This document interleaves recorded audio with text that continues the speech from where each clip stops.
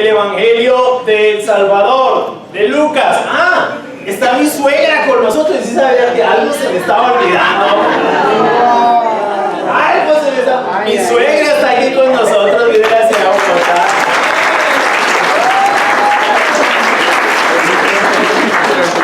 Sentía que iba a tener que dormir esta noche en el balcón. Está aquí con nosotros, también está por ahí Alain, que está también con nosotros. ¿Dónde está Alain? Por ahí, yo la vi. Ok, Alain viene de la ciudad de Sagazumar. También está aquí la suegra de Alfredo.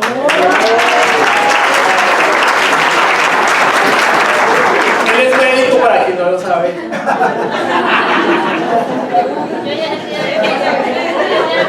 Bueno, ok, continuamos con nuestro tema de Lucas, ¿de acuerdo? Y mi sermón de hoy se llama Si alguien quiere ser mi discípulo. Se llama así. Si alguien quiere ser mi discípulo. David Platt dijo lo siguiente, quiero introducir con esto. Él, refiriéndose a Jesús, es alguien por quien vale la pena perderlo todo. Y si nos alejamos del Jesús del Evangelio, nos alejamos de las riquezas eternas.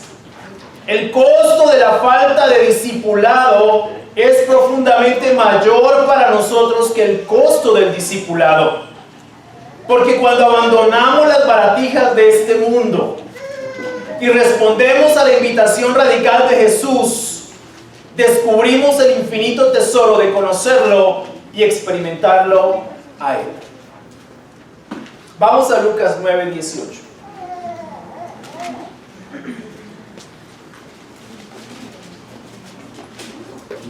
Lucas 9, versículo 18.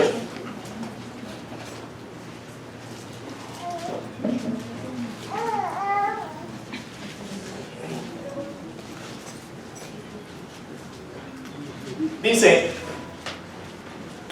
un día, mientras Jesús se apartó para orar, les preguntó a los discípulos que estaban con él, ¿quién dice la gente que soy yo?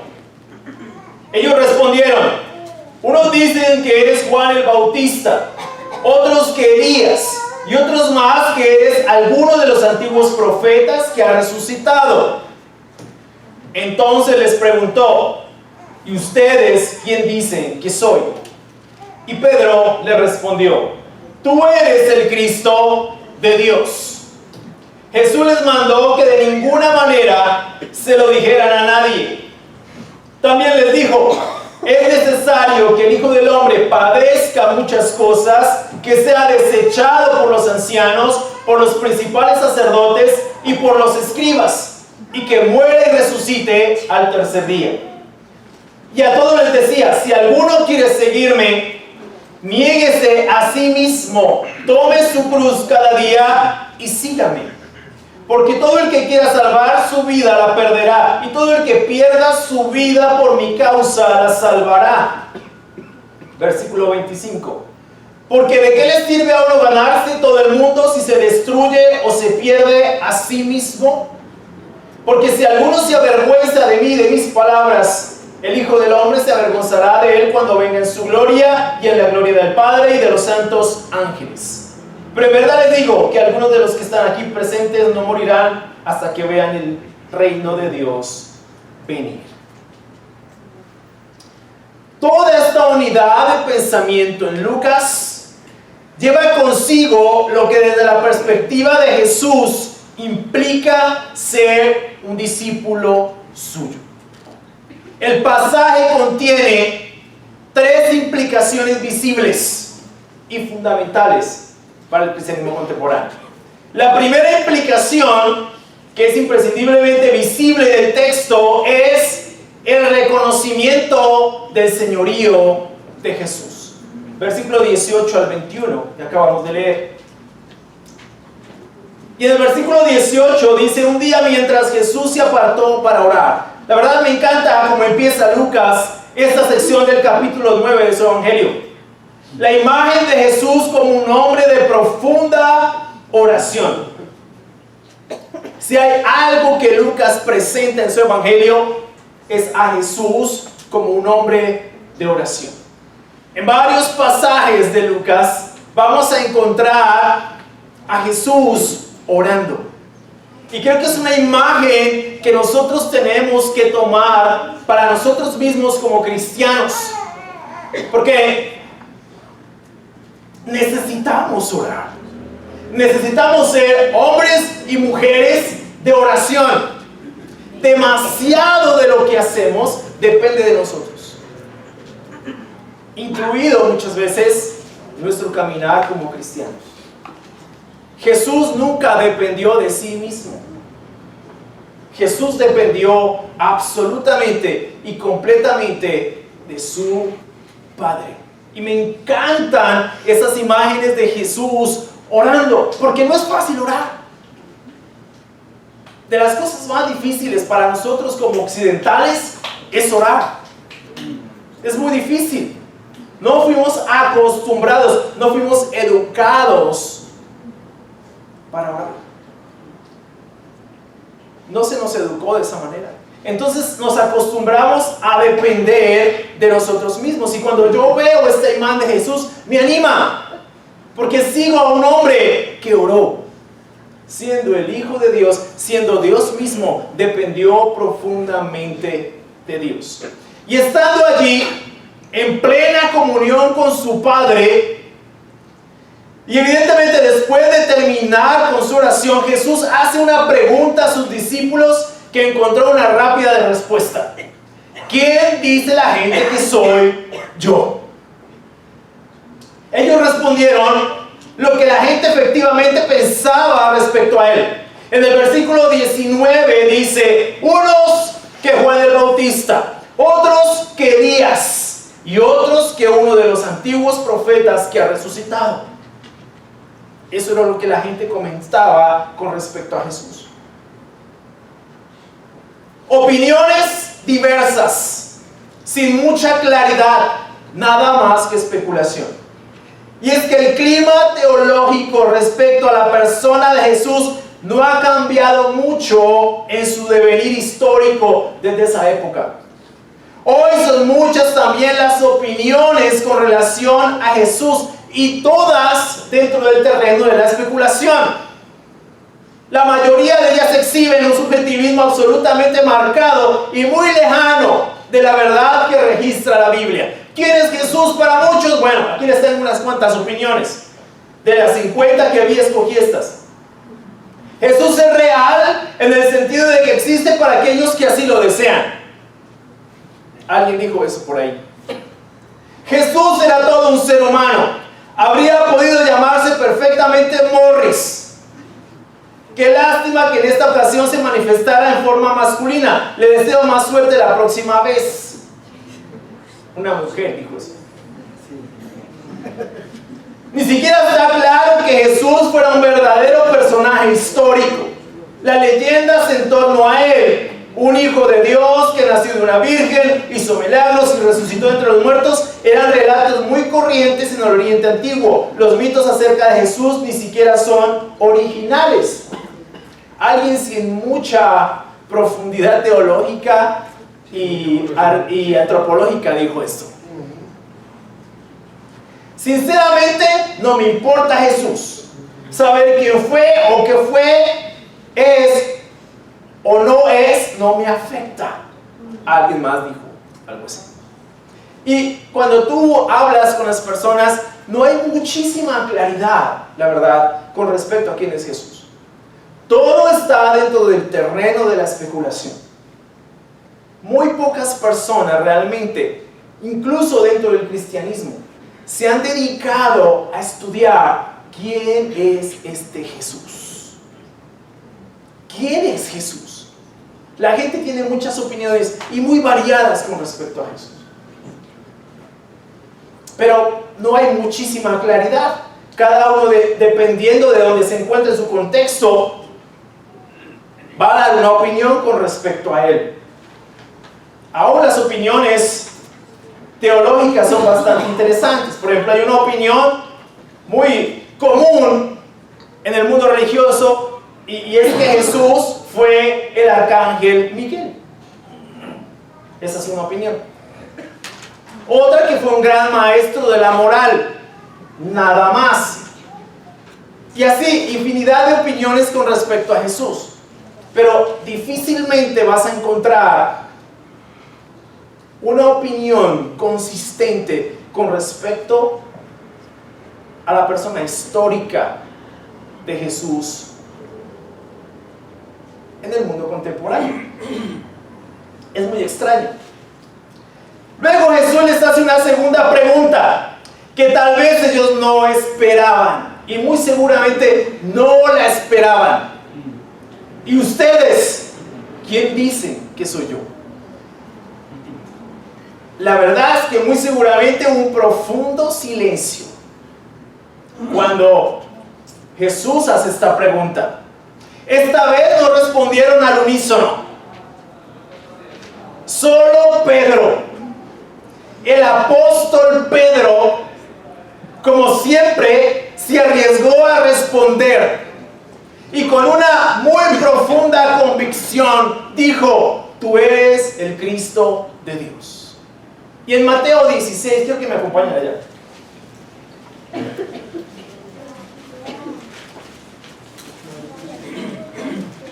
Mateo 16. Vamos a usar este pasaje también, porque es el pasaje paralelo. Mateo 16. Recuerden que este pasaje, estos pasajes paralelos nos brindan una mayor información con respecto a este evento. Mateo 16 dice: Simón Pedro respondió: tú eres el Cristo, el Hijo del Dios viviente. Entonces Jesús le dijo: bienaventurado eres Simón, hijo de Jonás, porque no te lo reveló ningún mortal, sino mi Padre que está en los cielos. Este pasaje nos da más detalles respecto a la respuesta de Pedro. Tú eres el Cristo, el Hijo del Dios viviente. Pedro responde por todo el grupo. Era claro para él quién era el maestro al que había seguido por un buen tiempo. El Cristo, es decir, el Mesías esperado, el Hijo del Dios viviente, el Rey de Reyes y el Señor de Señores, su Señor y Salvador, Dios hecho carne. Esa fue la respuesta de Pedro. Pedro responde por todo el grupo.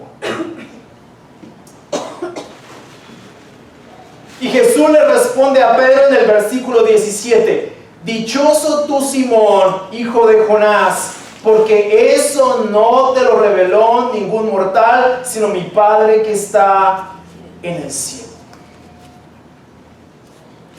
Yo creo que para Jesús es muy importante lo que nosotros creemos respecto a Él. Es determinante lo que nosotros creemos respecto a quién es Él. ¿Cómo lo sabemos? Por la respuesta que le da a Pedro: dichoso tú, Simón, dichoso tú que lo tienes claro, dichoso tú que sabes quién soy, porque eso no te reveló ningún mortal, sino mi Padre que está en el cielo. Es desafortunado cuando un cristiano no sabe quién es su maestro, cuando un cristiano no sabe a quién sigue.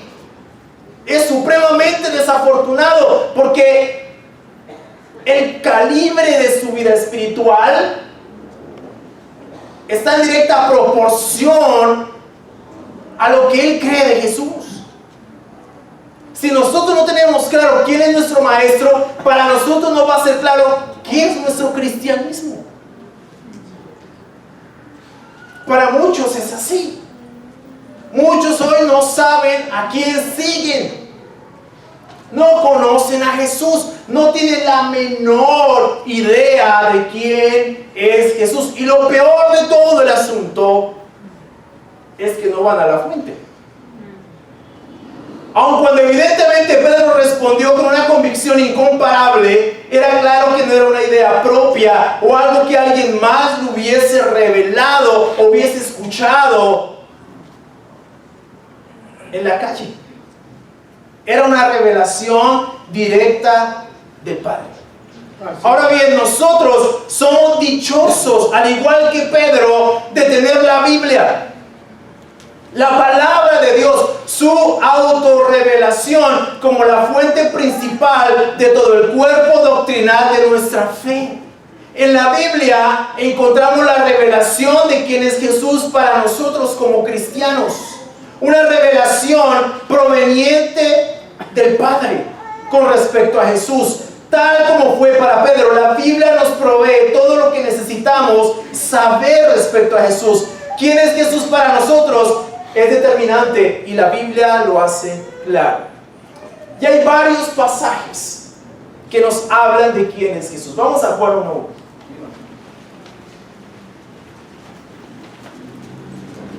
Juan 1:1.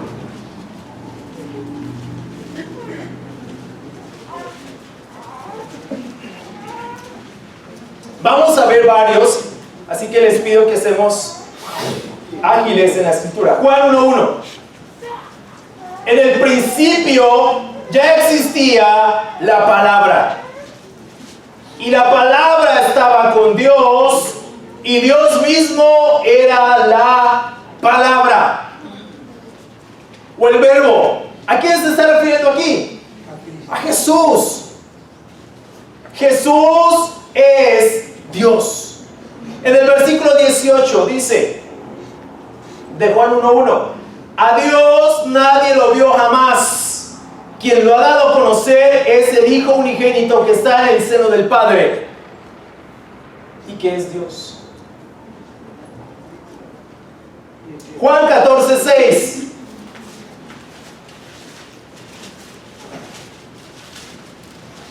Juan 14:6. Juan 14:6. Jesús le dijo: yo soy el camino y la verdad y la vida. Nadie viene al Padre sino por mí. Si me conocieran, también conocerían a mi Padre, y desde ahora lo conocen y lo han visto. Jesús, el camino, la verdad y la vida. Juan 20:28.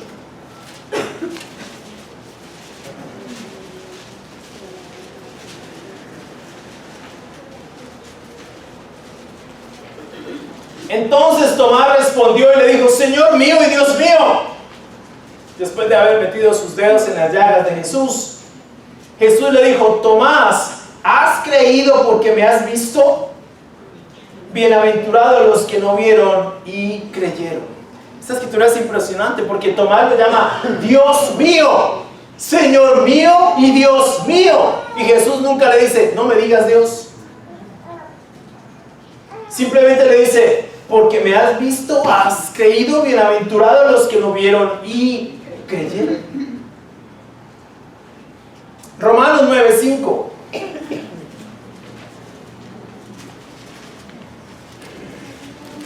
Romanos 9, versículo 5. De ellos son los patriarcas, y de ellos desde el punto de vista humano vino Cristo, el cual es Dios sobre todas las cosas, bendito sea por siempre, amén. El cual es Dios. Tito 2:13.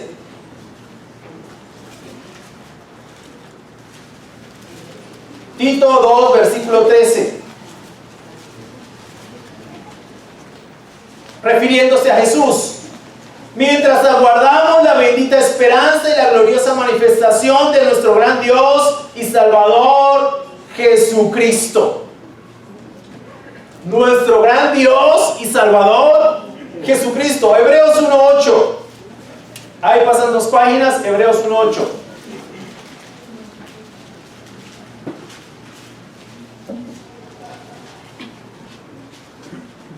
Pero del Hijo dice: tu trono, oh Dios, es eterno y para siempre. El cetro de tu reino es un cetro de justicia. ¿A quién se refiere? A Jesús, tu trono, oh Dios. Y segunda de Pedro 1:1.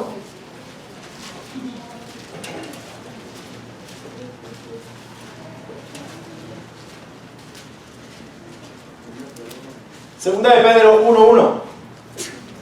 Yo, Simón Pedro, siervo y apóstol de Jesucristo, envío un saludo a ustedes que por la justicia de nuestro Dios y Salvador Jesucristo han alcanzado una fe tan preciosa como la nuestra. La suma de todos estos pasajes nos dice algo de Jesús. ¿Qué nos dice? Que Jesús es Dios. Nos habla de su divinidad. Como cristianos creemos sobre la base de la revelación bíblica que Jesús fue plenamente hombre y plenamente Dios en una sola persona. Eso creemos nosotros. Creemos que Jesús fue hombre, fue Dios plenamente en una sola persona. Que después de habernos limpiado de nuestros pecados, se sentó a la diestra del Padre, que intercede por nosotros y que desde allí ha de venir a juzgar a vivos y a muertos. Esa es nuestra convicción en las Escrituras. En 1 Juan 2:1, mira lo que dice.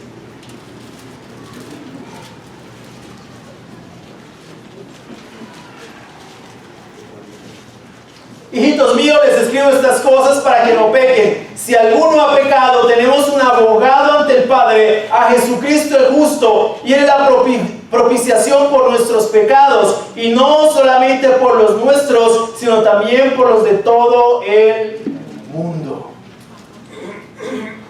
Él está sentado a la diestra del Padre, intercediendo por nosotros, y ha de venir desde allí a juzgarnos. En 1 Tesalonicenses 4:16.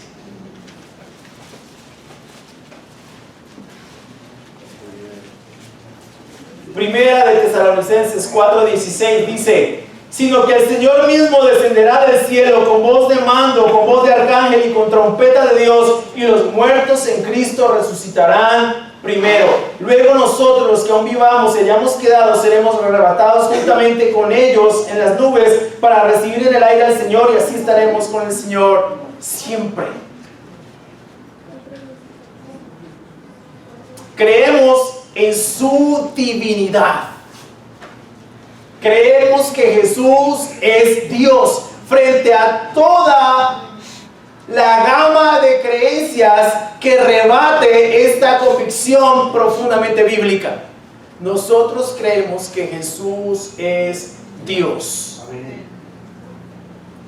C.S. Lewis observó al respecto: intento con esto impedir que alguien diga la auténtica estupidez que algunos dicen acerca de Él. Estoy dispuesto a aceptar a Jesús como un gran maestro moral, pero no acepto su afirmación de que era Dios. Eso es precisamente lo que no debemos decir. Un hombre que fue meramente un hombre y que dijo las cosas que dijo Jesús no sería un gran maestro moral. Sería un lunático en el mismo nivel de un hombre que dice ser un huevo escalfado o cocido. O si no, sería el mismísimo demonio. Tenéis que escoger: o ese hombre era y es el Hijo de Dios, o era un loco o algo mucho peor. Podéis hacerle callar por necio, podéis escupirle y matarle como si fuese un demonio, o podéis caer a sus pies y llamarlo Dios y Señor. Pero no salgamos ahora con insensateces paternalistas acerca de que fue un gran maestro moral. Él no nos dejó abierta esa posibilidad, no quiso hacerlo. Así que para nosotros, como cristianos, es importante reconocer primero su señorío. Para Jesús es importante que nosotros como cristianos reconozcamos, aceptemos y nos mantengamos en la convicción de que Jesús es nuestro Señor. No únicamente nuestro Salvador, es nuestro Señor. Porque en la medida que eso sea una realidad en nosotros, viviremos nuestro cristianismo. Vamos a obedecer al Maestro. Él mismo lo dijo en Juan 8, 31, 32. Si ustedes se mantienen fieles a mis enseñanzas, serán realmente mis discípulos y conocerán la verdad, y la verdad los hará libres. Por consiguiente, es absolutamente importante para nosotros reconocer que Jesús es nuestro Señor y que como tal tenemos que obedecerlo. Gran parte del cristianismo contemporáneo no tiene esa convicción. Buscan a Jesús como Salvador, pero no como Señor. Por eso no caen de rodillas. Por eso no viven conforme a sus enseñanzas. Por eso para muchos ser cristiano se reduce a algo no más que una reunión. Y el cristianismo no es nominal. El cristianismo tiene que ver con una persona, y esa persona es Jesús. Por eso para ellos y para Jesús era importante saber quién era Jesús en sus vidas. ¿Quién es Jesús para ti? ¿O qué quieres que sea para ti? ¿Qué buscas cuando vienes acá? ¿A quién buscas? ¿A Jesús? ¿Quieres vivir tu vida rendido o rendida a Jesús? No hay otra opción. Si no reconocemos a Jesús como nuestro Señor y nuestro Salvador, nuestro cristianismo será algo supremamente superficial. No tendrá sentido, porque el que le da sentido a nuestro cristianismo es Jesús. Y si no es Jesús, no tiene sentido estar acá. Jesús tiene que ser el objeto central de nuestro cristianismo. Nuestra razón para la adoración, nuestra razón para vivir. Como dijo David Platt, vale la pena perderlo todo por Él. La segunda implicación tiene que ver con que el cristianismo implica sufrimiento. Vamos a Lucas 9, en el versículo 21.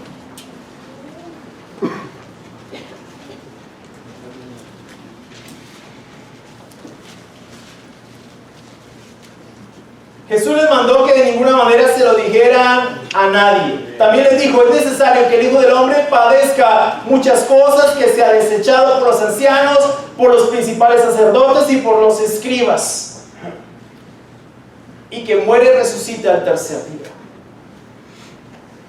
Nuevamente, el texto de Mateo, en Mateo 16, 21, vamos allí.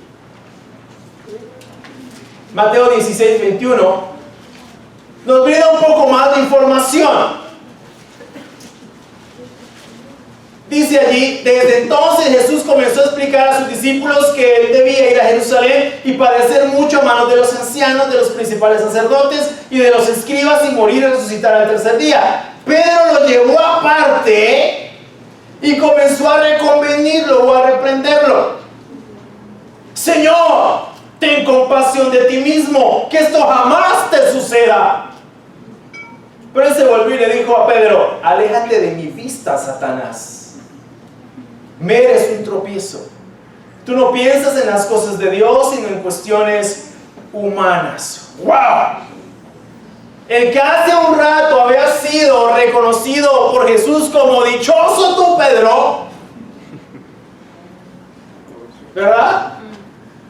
No sé qué hubo en la cabeza de Pedro, la verdad. No tengo la menor idea por qué cuando Jesús dice esto, Pedro lo saca aparte. No sé si el hecho de haber sido elogiado por Jesús en un momento le dio algún tipo de confianza como para acercarse a Jesús y decirle, no, ¿sabes qué, Jesús? No, eso no te puede pasar. No sé realmente qué pasó por la cabeza de Pedro. Lo cierto es que se llevó la reprensión de su vida. A ninguno, ¿te imaginas que Dios, que el mismo Dios hecho carne te diga, aléjate de mí, Satanás? Yo creo que Pedro estaba como, ¿a dónde me meto? ¿Qué hice? Es uno de esos pasajes bastante difíciles de entender.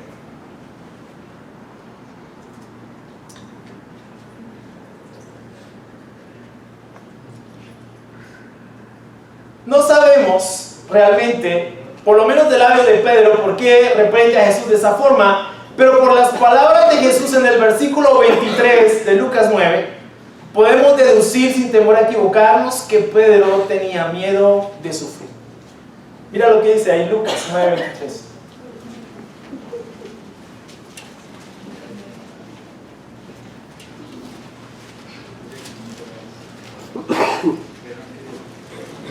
Y a todos les decía, si alguno quiere seguirme, niéguese a sí mismo, tome su cruz cada día y sígame. Después de que Pedro dice eso, tanto Mateo como Lucas nos describe lo que Jesús dice a continuación y el llamado que les hace a sus discípulos. Si alguno quiere seguirme, niéguese a sí mismo, tome su cruz cada día y sígame. Por lo tanto, yo creo que lo que pasó por la cabeza de Pedro era miedo al sufrimiento. Tanto él como los demás discípulos, así como los judíos, no creían que el Mesías debía de sufrir. Esta idea era inaceptable. Él debía de salvarlos, no morir. Es por eso que en el versículo 21 dice que no le digan a nadie que él era el Cristo, porque la idea del Mesías en esa época era demasiado política. Pero lo cierto es que Pedro tenía bastante temor allí.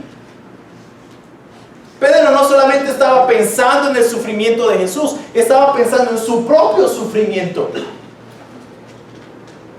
También lo podemos saber por el tono de su negación. Cuando reconvinieron a Pedro, oye, tú eres seguidor de Jesús. No, yo no lo conozco. Recuerda, lo negó 3 veces antes de que el gallo cantara. ¿Por qué razón? Tenía miedo. Pedro tenía miedo de sufrir. Y evidentemente lo que vemos aquí es esa situación. Por eso Pedro responde de la manera que responde. Y Jesús responde de la manera que responde. La verdad, Jesús tenía que sufrir. Y para Jesús era claro: voy a tener que sufrir a manos de esta gente. Es necesario que muera, pero el tercer día voy a resucitar. Para él era claro: voy a pasar por esta situación. Voy a morir. Voy a ser maltratado. Voy a ser crucificado. Voy a ser herido. Voy a ser insultado. Va a ser difícil. Ahora, piénsalo. Si tú estás siendo un seguidor de Jesús en esa época y Jesús te cuenta eso de la manera que lo hace, con la determinación con que lo hace, con la seguridad con que lo dice, ten la plena seguridad que tú y yo vamos a tener miedo. No es fácil. Ellos tuvieron miedo. De hecho, todos lo dejaron. Lo abandonaron. Solo Juan estuvo allí muy tímidamente. Fue el único. De resto, todo el mundo dejó a Jesús. ¿Por qué? Porque implicaba un sufrimiento bastante fuerte. Si él iba a sufrir de esa manera, muy seguramente a ellos les esperaba exactamente lo mismo. De hecho, Jesús en Juan 15, 18 al 20 advierte a sus discípulos de que por causa suya también van a sufrir y van a experimentar persecución. Así como él había sido aborrecido, ellos también lo serían. El apóstol Pablo también lo dijo claramente en 2 de Timoteo 3:12.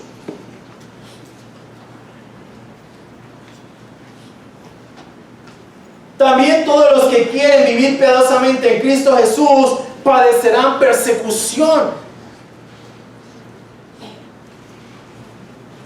Ahora bien, ¿qué dijo Jesús cuando Pedro lo reprendió? Tú no ves las cosas como Dios las ve. Tú no piensas más que en las cosas humanas. Y hay una idea muy contemporánea de que el sufrimiento es algo malo, o de que en el cristianismo no vamos a pasar por absolutamente ninguna dificultad. Ahora bien, yo pensaba en esto: bueno, nosotros estamos bien en un sentido. Es decir, nadie nos está persiguiendo por nuestra fe. Nos podemos reunir aquí con muchísima tranquilidad. Es decir, no hemos experimentado realmente persecución, ninguno de nosotros. Máximo que nos digan evangélicos o cosas raras. Pero que se haya despertado una persecución sistemática en este país en contra del cristianismo, la verdad no ha sido así. Tenemos la oportunidad de reunirnos y de pasar tiempo, de llevar nuestras Biblias, de abrir la Biblia, pero sé de muchos hermanos en muchos lugares que no pueden hacer exactamente esto.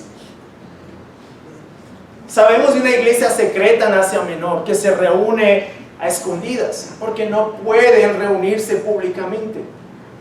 Sabemos en países de Asia Menor que es imposible tener una Biblia en tus manos, porque por tener una Biblia en tus manos puedes ser llevado preso, puedes ser asesinado, puedes ser torturado. Sabemos de que no es fácil el cristianismo en otros lugares. Pero el hecho de que nosotros estemos aquí cómodos no significa que no podamos pasar por algo así. Podemos pasar. Y yo creo que una de las cosas que tenemos que aceptar como una implicación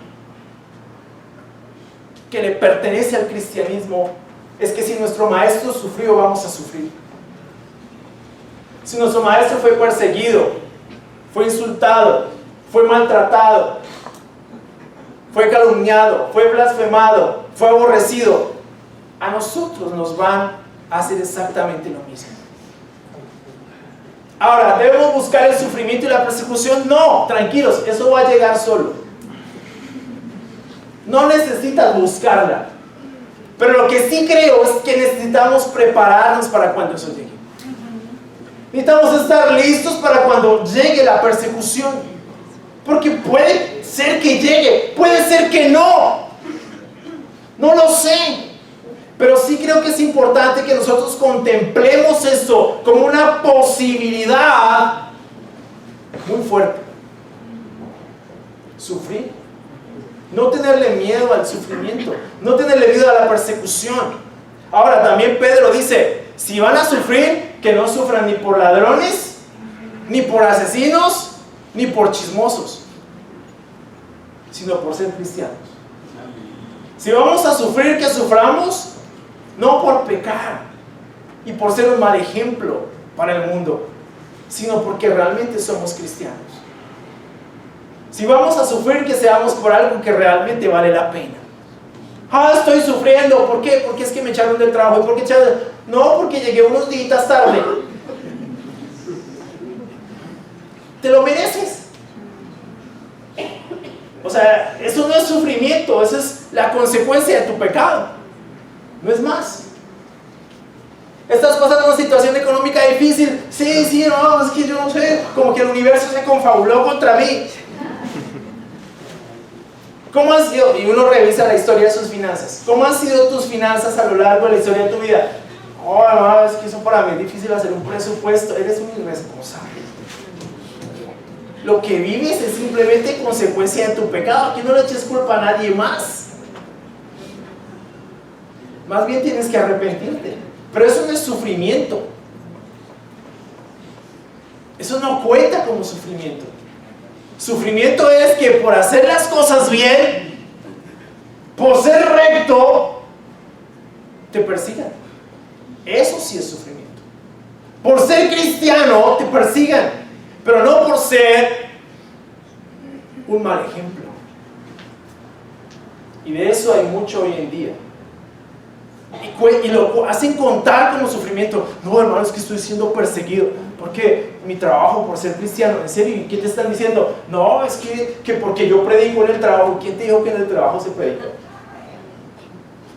¿Tú usas el tiempo de tu trabajo para predicar? ¿No sabes que todo tiene su lugar? Trabaja. Después va a haber tiempo para predicar en las horas libres.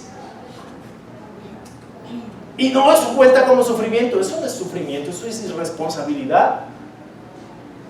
Estamos llamados a hacer bien nuestro trabajo. Cuando Pablo hacía carpas, las hacía y no se ponía. Él hacía sus carpas, luego salía a predicar a la sinagoga. Pero todo tiene su lugar. Pero no hagamos contar pecado como sufrimiento, no. No le hagamos contar eso. Si yo estoy siendo irresponsable, más bien me tengo que arrepentir porque no estoy siendo luz. Pero no hagamos contar eso como sufrimiento, eso no es sufrimiento. Ahora, estás sufriendo, sí, pero no porque por ser cristiano estás sufriendo por tu propio pecado. Y más bien eso lo que requiere es arrepentimiento. Pero el sufrimiento y la persecución por ser cristianos va a llegar, ténganlo por seguro. Si tú quieres ser un cristiano, eso va a pasar. No te preocupes, va a llegar. Es más, muchas cosas se van a complicar. ¿Sí me explico? Pero creo que sí debemos estar preparados para eso. A.W. Tozer dijo lo siguiente: la adversidad acompaña a todo cristiano en su camino al paraíso. Cuanto más difícil es el camino, más gozo hay para quien sigue a su Señor. Todos estos hombres eran conscientes en la historia del cristianismo de que se iba a pasar por dolor, se iba a pasar por sufrimiento, y que ese sufrimiento nos iba a acrisolar y nos iba a hacer más maduros. De hecho, Santiago dice: dichosos cuando se vean enfrentados a pruebas de toda clase, porque su fe va a ser madura. Lo estoy parafraseando. Pero implica sufrimiento. Ahora, ¿debemos buscarlo? No, disfrutemos. Disfrutemos que nadie nos persigue, chévere. Pero el día que llegue, ojalá estemos preparados. Ojalá estemos listos, porque va a llegar. Y finalmente, implica un compromiso radical. Después de reprender a Pedro, llamó a sus discípulos y a la multitud a un compromiso muy radical. El cristianismo era algo para tomar en serio, un llamado a tomar la cruz y seguirlo. Y la cruz, por muchos siglos, ha sido el símbolo representativo de la cristiandad. Pero ¿qué imagen llegaba a las mentes de quienes escuchaban tomar la cruz? Significaba literalmente muerte. Para ese momento ya muchos habían sido sacrificados. Barclay nos informa al respecto y dice: Jesús sabía muy bien lo que quería decir la crucifixión. Cuando era un chico de unos 11 años, Judas el Galileo había encabezado una revuelta contra Roma. Había saqueado el arsenal de armas de Séforis, que estaba a 6 kilómetros de Nazaret. La venganza de Roma no se hizo esperar. Redujeron Séforis a cenizas, vendieron como esclavos a sus habitantes y crucificaron a 2000 rebeldes a lo largo de la carretera para que sirviera de escarmiento a los que tuvieran la tentación de rebelarse. El cargar la cruz quiere decir estar preparado a arrastrar lo que venga por lealtad a Jesús. Quiere decir estar dispuesto a sufrir lo peor que nos puedan hacer a causa de nuestra fidelidad a Él. Cuando ellos escucharon la cruz, cargar la cruz, tal vez muchos se acordaron de ese evento. Cargar la cruz. Morir. Morir. ¿Qué significaba morir? El cristianismo es algo en el que se muere día a día. Cargar la cruz no era un símbolo, era una vida de morir a sí mismos. El cristianismo contemporáneo renunció a la cruz. No quiere cargar la cruz. Por eso Jesús le dijo a Pedro: tú piensas en las cosas humanas, no en las de Dios. Porque la idea del cristianismo, la idea de Dios no es renunciar a la cruz. Esa es una idea de Satanás. ¿Quién fue el que le dijo a Jesús que se bajara de la cruz? Él. ¿Quién se le apareció horas antes para que simplemente renegara de su padre? Él. ¿Quién lo tentó en el desierto? Él. La idea de renunciar a la cruz es una idea satánica. Porque lo que Jesús dijo fue: tienen que morir a sí mismos, cargar con su cruz cada día y seguirme. Eso es una filosofía muy profunda y bíblica del cristianismo. El cristianismo se trata de morir. Un llamado al arrepentimiento, un llamado a poner el mundo atrás y a la cruz delante, un llamado a perder nuestra vida por causa de Cristo y su mensaje y salvarla. Las palabras del versículo 24 son palabras de corte universal. Seguir a Cristo implica perder una vida por ganar otra. Es una especie de intercambio, es morir a una vida estéril y sin significado por encontrar una vida verdadera en la causa de Jesús y de su evangelio, porque Jesús es verdadera vida. El cuestionamiento de Jesús es claro: ¿de qué le sirve a uno ganar el mundo entero si se pierde o se destruye a sí mismo? Este interrogante es autoritativo y es menester reflexionar sobre él. El cuestionamiento de Dios hecho carne, en realidad, ¿tiene sentido invertir en una vida que no es vida y que finalmente nos va a conducir a la destrucción? Nosotros necesitamos pensar en eso. Si Jesús lo pensó, si Jesús hizo esa pregunta, es para que nosotros le demos respuesta. Desperdiciar nuestra vida es no invertirla en Cristo. Desperdiciar nuestra vida es conformarnos al modelo del mundo y codiciar sus tendencias. Es buscar beneficios de un mundo que está a la deriva moral y espiritual en lugar de ganarlo para Cristo. Ser un cristiano es un verdadero privilegio. No hay lugar para la vergüenza, la timidez o la cobardía. No debemos avergonzarnos del evangelio de Jesús. Perder nuestra vida por ganar la vida del reino vale la pena. Avergonzarnos del evangelio es traer juicio sobre nuestras cabezas. No hay nada más valioso que ser un discípulo de Jesús. No hay un tesoro más grande que seguir a Cristo, caminar en sus huellas, cargar la cruz, negarse a sí mismo. Porque si queremos la vida eterna, es imprescindible perder nuestra vida en este mundo por su causa y la del evangelio, solo si nos consideramos dignos de ser sus discípulos. Muchas gracias, mi amor.